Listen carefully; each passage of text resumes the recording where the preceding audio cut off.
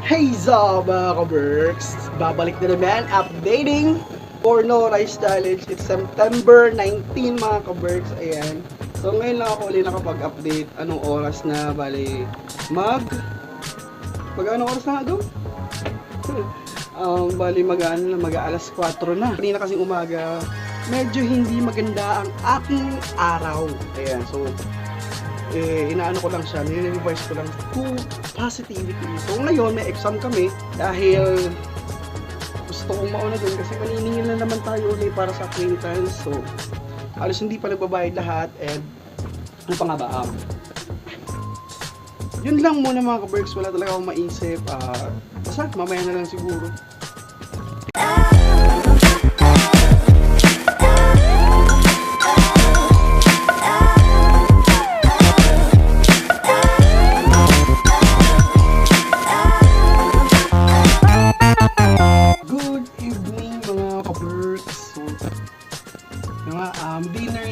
Dinner time na. Exam kanina is dali lang. Share ko lang sa inyo mga ka-Berks. Ginisang kangkong and saging. Yan. Ito yung dinner ko. So kung napapansin nyo mga ka-Berks, wala ako sa mood kasi parang hindi maganda yung araw ko ngayon. Pero mamaya i-share ko sa inyo kung bakit hindi maganda ang araw ko. Yan. Wala muna tayong nagchuchong pero share ko sa inyo kung ano yung bakit hindi maganda yung araw ko. Patapos ko mamaya. Let's go! Peace up mga ka-Berks. Ayan.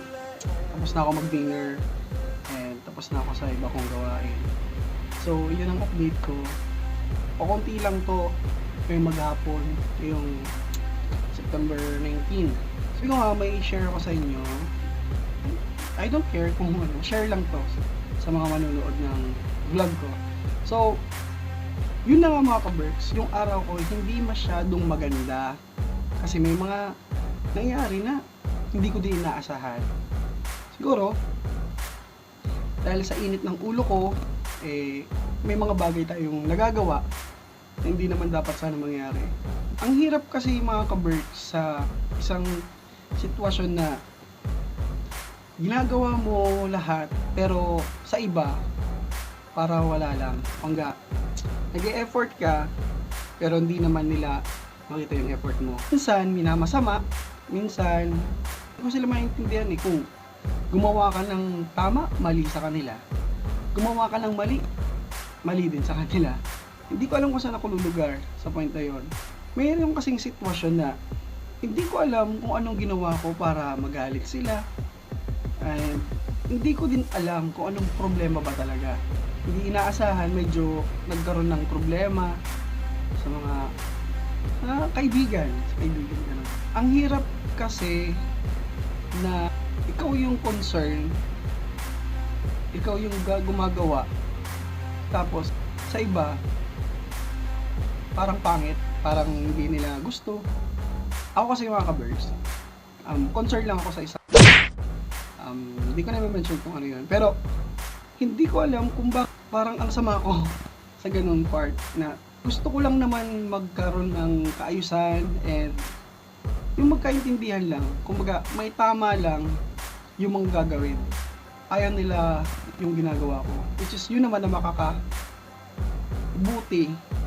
Nagalit sa akin dahil ganito daw ako magsalita. Sige, okay. Minsan medyo masakit din ako magsalita. Pero to the point na ikagalit ako lang sa tao, parang hindi naman siguro tama. Sa akin lang, gusto ko lang maayos. Kung may nasabi man ako, pasensya na doon sa mga nasabihan kong ganun. Wala na sa hulog yung iba. Pero hindi naman tama doon sa pinag-uusapan. Gusto mo ng ganito pero hindi mo iniisip yung sa iba. Ako kasi concern. Kumbaga, gusto ko naka-organize lahat. Hindi porke ako yung nagsasalita ako ng tama. Pero ayoko sana na nakatalikod ako kung ano-ano sinasabi nyo. Di ko alam. ang pangit sa part ko na hindi ko alam kung ano na pala sinasabi nyo. All in, okay naman sa akin. Siguro mali din talaga ako sa ginawa ko kanina. Oo, mali ako. May mali talaga ako dahil nagpadala ako sa init ng ulo. Hindi ko napigilan yung sarili ko. So, kung may hindi man ako na respeto or may nadaanan lang na tapakan ng pride, pasensya na doon. Hindi ko, forward lang ako ng forward. Hindi ikaw mag-judge sa akin, taong nakakakilala sa akin. At I mean, ginagawa ko lang yun. Ginagawa ko yung gusto ko, lalo kung alam kong tama. Pero kung mali sa inyo, hindi ko na problema yun. Siguro, dun sa taong nakakaaway ko, kasagutan ko, ay pasensya na sa'yo. Kasi mainit akong ulo ko, and siguro, sa part ko, nabastusan lang din ako sa approach mo. And kung mapapanood mo to, kung nandito ka sa channel kong to, pasensya na.